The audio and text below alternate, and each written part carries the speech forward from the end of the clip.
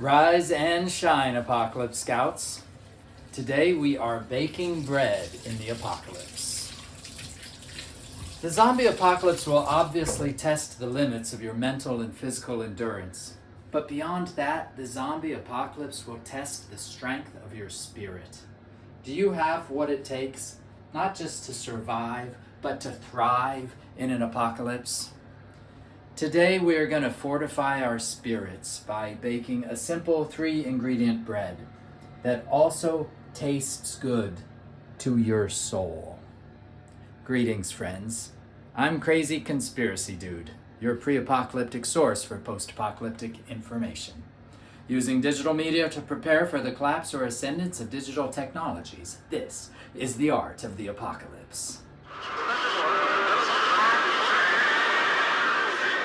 You're listening to Radio Free Apocalypse. Previously, we went out and bought a few extra supplies just to be one step ahead of any supply chain disruptions. And right on cue, the local stores have empty bread shelves today and no flour. So, I don't know what's the rumpus, but it seems like a pretty good time to talk about baking bread. So I've tapped into our strategic reserves here to bake a super simple 3-ingredient bread, which I call the night of the living bread, the dawn of the bread, the walking bread, undead bread. The bread don't die, apocalypse bread. Baking bread is about so much more than just making bread to eat. A warm loaf of bread encourages sharing and togetherness. It's an almost shamanic ritual of destruction and creation. I'm mostly vegetarian, but you can't make a good loaf of bread without cooking some microbes. And I think that requires a little gratitude and reminds us of our own place in the scheme of things, like a circle within a circle, with a spiral, with a wheel within a wheel. We are ultimately food for microbes. And baking bread smells good. To make apocalypse bread, you only need 3 ingredients. Some flour, a spoonful of sugar, and a bottle of beer. Instead of messing around with activating yeast or cultivating a sourdough starter, we're going to tap into that microbial biome contained in every bottle of beer. Every bottle, a universe. I think Walt Whitman said that. No, okay. I made that up. So you start with 2 cups of flour. Self-rising flour, if you've got it. Something like about a half of a tablespoon of sugar. Mixing in the sugar with the flour.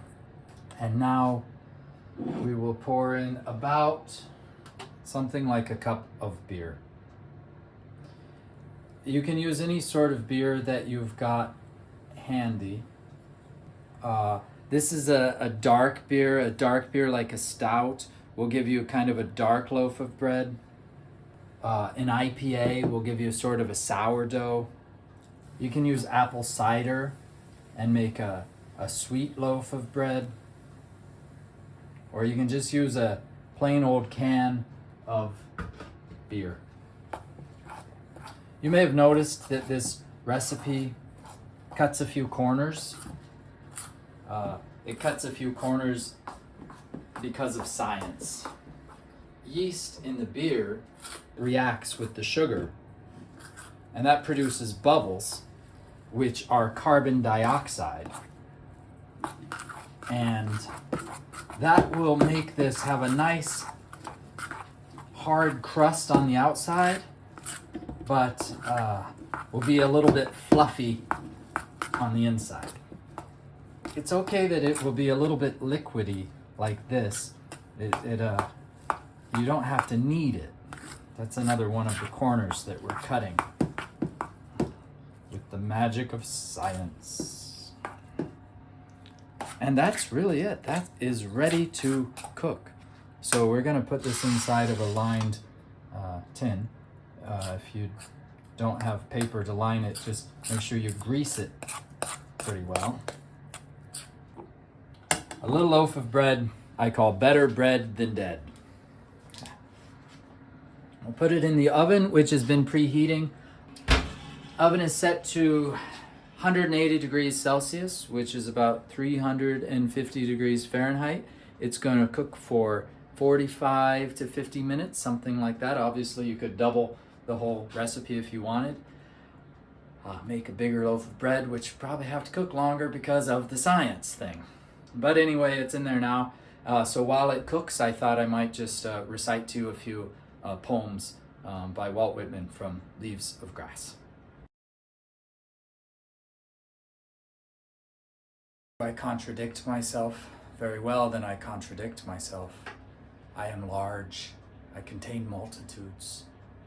Ding! Oh, time's up. Let's have a look. Yeah,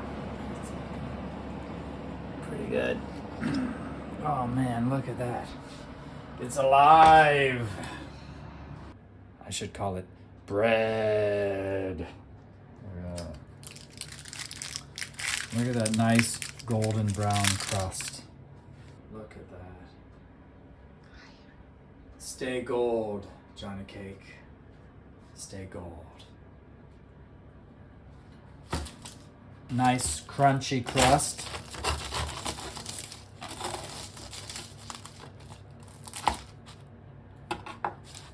Fluffy inside. That's going to be so good. I wish you could try this. It doesn't just taste good to my mouth, it tastes good to my soul. I'll use the rest of the beer to make another loaf for the neighbors. You know, love thy neighbors was originally a controversial statement. Think about that. And that's all for today, Apocalypse Scouts. To complete the requirements for your virtual Apocalypse bread baking merit badge, bake a loaf of your favorite bread and tell me about it or post a picture in the comments below. Tonight we're going to eat this bread along with this vegetarian one bean chili. Please like and subscribe and repeat the Apocalypse Scouts oath. Hope for the best. Prepare for the apocalypse. Happy trails until next time, and remember, the apocalypse is the spice of life.